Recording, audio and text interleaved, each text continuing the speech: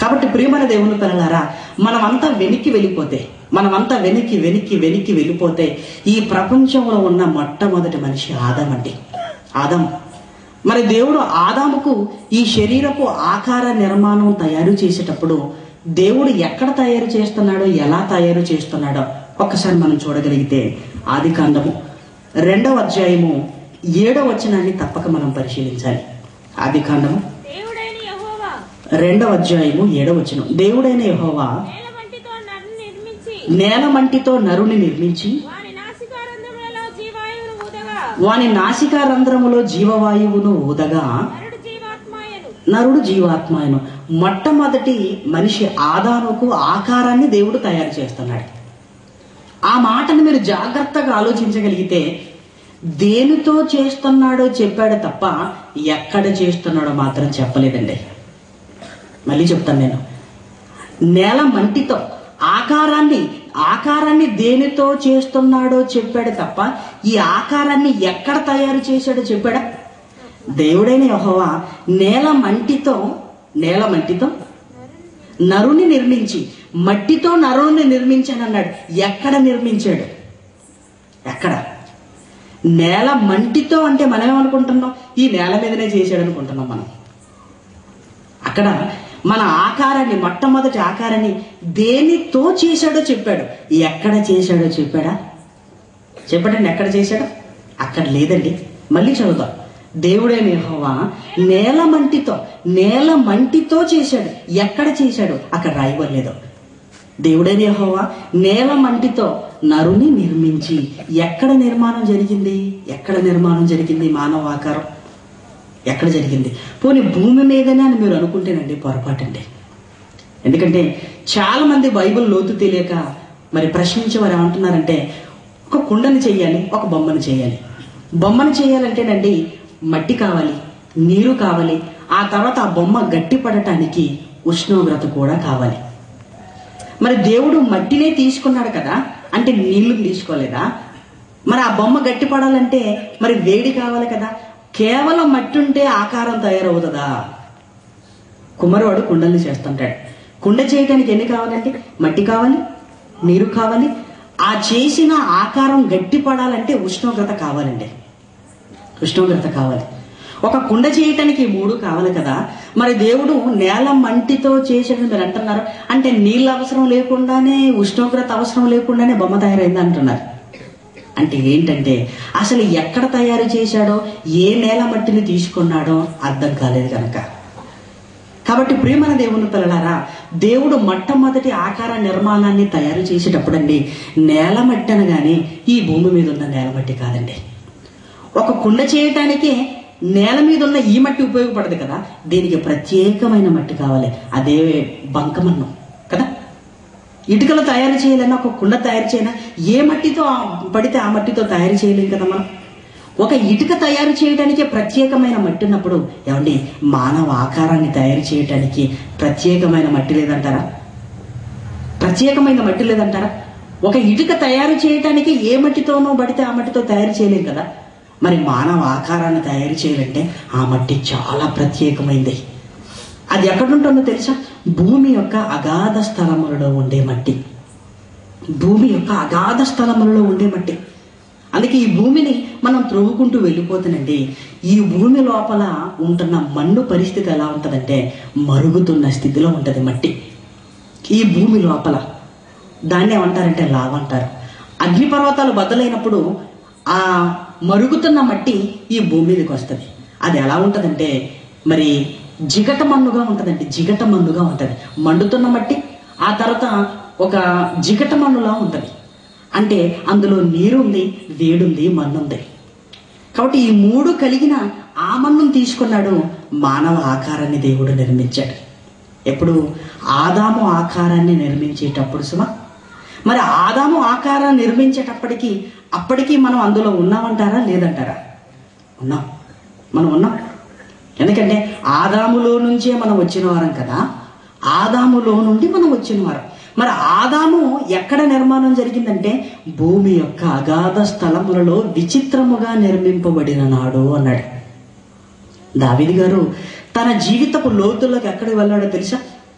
తల్లి గర్భంలోకి నీకు ఈ ఆకారం రాకమునుపు మొట్టమొదటిసారిగా ఆదాములో నాకు ఆకారం అనేది నిర్మాణం అయిపోయింది. ఆదాములో నుంచి నేను బయటకు వచ్చాను కనుక ఆదామును దేవుడు తయారు చేస్తున్నప్పుడే ఆదాములో నేను ఉన్నాను అంటున్నాడు. ఆదాములో నేను ఉన్నాను.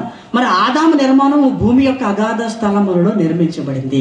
అందుకే దావీదు గారు ఏమన్నాడంటే 2 స్థలాలు చెప్పాడు. ఆ 2 స్థలాలలో భూమి యొక్క అగాధ స్థలములలో విచిత్రముగా నిర్మింపబడ్డాను అన్నాడు. ఆ తర్వాత ఏమన్నాడు? నేను నా తల్లి గర్భములో అన్నాడు. కాబట్టి ప్రియమైన దేవుని పిల్లలారా, తల్లి గర్భములోకి మనం రాకమునుపు ఒకప్పుడు ఆదాములో మనం ఉంటే ఆదాము నిర్మాణం జరిగింది మాత్రం భూమి యొక్క అగాధ స్థలములలో. భూమి యొక్క అగాధ స్థలములలో దావీదు గారు తన జన్మ రహస్యాన్ని గురించి ఎక్కడికి వెళ్ళాడో ఒక్కసారి మీరు చూడండి. ఎక్కడికి వెళ్ళాడు? ఆదాము ఆకారాన్ని దేవుడు ఎక్కడ తయారు చేస్తున్నాడో అక్కడ నుంచి ఆలోచించటం ప్రారంభించాడండి. అందుకే ఈ ప్రపంచంలో ఉంటున్న ప్రతి మనిషి ముందుగా ఆదాము ఆకారంతో భూమి యొక్క అగాధ స్థలములలో విచిత్రముగా నిర్మింపబడ్డాడు. ఆ తర్వాత ఆదాములో నుంచి అనేకమైన తండ్రుల్లో గుండా ఒకరోజు తల్లి గర్భంలోకి వెళ్ళాం. ఈ ఆకారాన్ని తెచ్చుకున్నాం, భూమి మీదకి వచ్చాం. అందుకే ఆదాములో లేకపోతే నువ్వు బయటికి రాలేవు. మరి ఆదాములో ఉన్నావంటే ఆదాము ఆకార నిర్మాణం తయారు చేసే సమయానికి ఆ ఆకారంలో నువ్వు ఉన్నావు. అందుకే ఆదాము నుంచి బయటకు వచ్చావు. మరి దీన్ని దృఢపరిచే ఒక వాక్యాన్ని కూడా మనం చదువుకుంటే మనకు కాన్ఫిడెంట్గా ఉంటుంది. ఆ మాట కూడా ఒకసారి చూడండి. అపోస్తుల కార్యములు 17వ అధ్యాయము 26వ వచనం.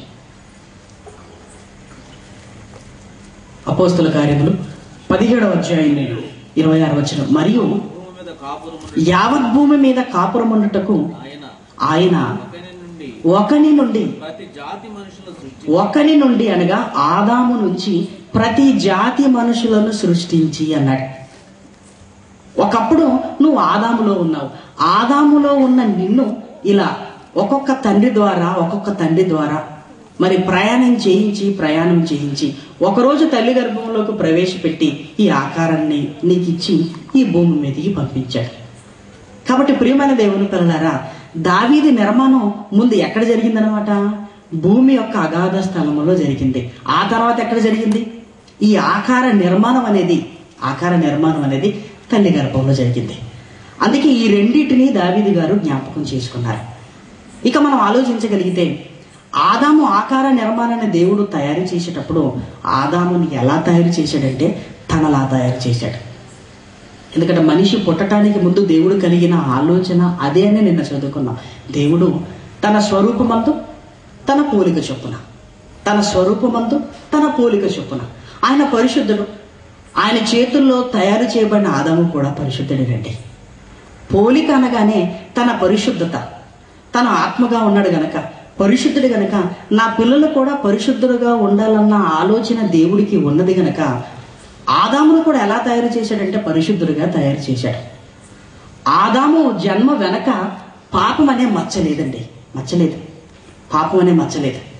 కానీ ఇక్కడ నుంచి మనం బాగా ఆలోచిస్తే ఇక్కడ నుంచి మనం ఏమనుకుంటామంటే ఆదామును దేవుడు చాలా పవిత్రుడిగా చేశాడండి. కానీ మనం పుట్టే సమయానికి ఆదాము తప్పు చేశాడు కదా. ఆదాము తప్పు చేయక ముందు మనం పుడితే బాగుండేదేమో. కానీ ఆదాము తప్పు చేసిన తర్వాత మనం పుట్టాం. ఆదాములో నుంచే మనం వచ్చాము గనక అది ఆదాము తప్పు చేసిన తర్వాత ఆదాము గర్భంలో నుంచి మనం వచ్చాం గనక ఆదాము చేసిన తప్పు మనకు కూడా వచ్చేసింది అనుకుంటున్నాం. అంతే కదండి. ఆదాము తప్పు చేసిన తర్వాత మనం పుట్టాం గనక ఆదాము చేసిన తప్పు పాపం అనేది మన జన్మకు కూడా చుట్టుకుంది అనుకుంటున్నాం మనం. పోనీ ఇది వాస్తవమా కాదా అని మనం ఆలోచించగలిగితే ప్రియమైన దేవుని పిల్లలారా, ఆదాము పవిత్రుడు. ఆదాము గర్భాన్ని నుంచి వచ్చిన హేబేలు కయ్యను గురించి మీరు ఆలోచించగలిగితే ఆదాము ఎలా మోసపోయాడో మనకు బాగా తెలుసండి. ఎలా మోసపోయాడంటే సాతానుడు వచ్చాడు, అవ్వమ్మను ప్రేరేపించాడు, అవ్వతో తినిపించి అవ్వ చేత ఆదాముకు తినిపించాడు. ఇది మొట్టమొదటిసారిగా పాపం జరిగింది. దేవుడు చాలా బాధపడ్డాడు. పరిశుద్ధుడిగా నా పిల్లలు భూమి మీద ఉండాలనుకుంటే పాపులైపోయారు కదా అని. ఆ తర్వాత ప్రపంచంలో రెండవ వ్యక్తిగా పాపిగా కయ్యను మనం చూడగలం.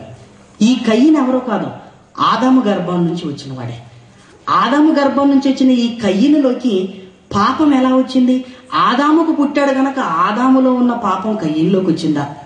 లేదంటే ఏమన్నా మరి కయ్యను తన తమ్ముడిని చంపాలన్న ఆలోచన ఎలా కలిగిందో ఒక్కసారి మనం చూడగలిగితే చక్కగా మనకు అర్థమవుతుంది. ఇదే ఆదికాండం 4వ అధ్యాయం. ఆదికాండం, దయచేసి ఇక్కడ మీరు మనసు పెట్టి మరి ఆలోచించవలసిందిగా నేను కోరుతున్నాను. ఆదికాండం 4వ అధ్యాయము 6వ వచనం. ఆదికాండము 4వ అధ్యాయము 6వ వచనం. యెహోవా దేవుడు కయ్యనుతో మాట్లాడుతున్నాడు. కోప్పడుతున్నాడు. ఎందుకు? కయ్యనుది అంగీకరించలేదు, హేబేలుది అంగీకరించాడు. కయ్యనుది అంగీకరించలేదు, హేబేలుది అంగీకరించాడు. హేబేలుది అంగీకరించేసరికి కయ్యనుకు బాగా కోపం వచ్చేసింది. కయ్యనులో ఉన్న కోపాన్ని చూసిన దేవుడు అడుగుతున్నాడు, నీకు కోపమేలా? ముఖము చిన్నబుచ్చుకున్నావేమి? నీవు సత్క్రియ చేసిన ఎడల నువ్వు మంచి పని చేస్తే తలెత్తుకుంటావు కదా. సత్క్రియ చేయని ఎడల వాకిట్లో పాపము పొంచి ఉండును. అంటే జాగ్రత్తగా వినండి. మీరు సత్క్రియ చేయని ఎడల, కయ్యను ఎందుకయ్యా కోపడుతున్నావు, మొహం చిన్నబూసుకున్నావు? నువ్వు మంచి చేస్తే తలెత్తుకుంటావు కదా. ఈరోజు తలదించుకున్నావంటే కారణం ఏంటంటే నువ్వు మంచి చేయలేదు. నువ్వు మంచి చేయకపోయేసరికి ఏం జరుగుతుందని అక్కడ చెప్పాడంటే, నువ్వు సత్క్రియ చేయని ఎడల వాకిట పాపము పొంచి ఉండును. పాపం ఎక్కడ ఉంటుందటంటే వాకిట్లో ఉంటుందట. ఏమండి, మనమేమనుకుంటున్నాం? ఒకవేళ ఆదాములో నుంచి ఆదాము చేసిన పాపం కయ్యనికి వస్తే కయ్యన్లో ఉండాలా, వాకిట్లో ఉండాలా? ఆదాము పాపం చేసిన తర్వాత కయ్యను పుట్టాడండి అంటే కయ్యనులో పాపం ఉండాలి కదా. పుట్టుకతోనే పాపి అంటున్నాం కదా, కయ్యన్లో ఉండాలి.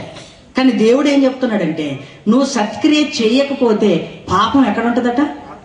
వాకిట్లో ఉంటది. వాకిట్లో, నీ బయట ఉంటది. మరి ఏం చేస్తుందట అది చూడండి ఒకసారి. నీ ఎడల దానికి వాంఛ కలుగును, నీవు దానిని ఏలుదు అన్నాడు. ప్రేమల దేవుని పిల్లలారా, ఇక్కడ ఒక మంచి మాట దేవుడు రాశాడండి. నువ్వు మంచి చేస్తే తలెత్తుకుంటావు. నువ్వు మంచి చేయకపోయేసరికి పాపం నీ దగ్గరికి రావటానికి వాకిట్లో ఉంటది.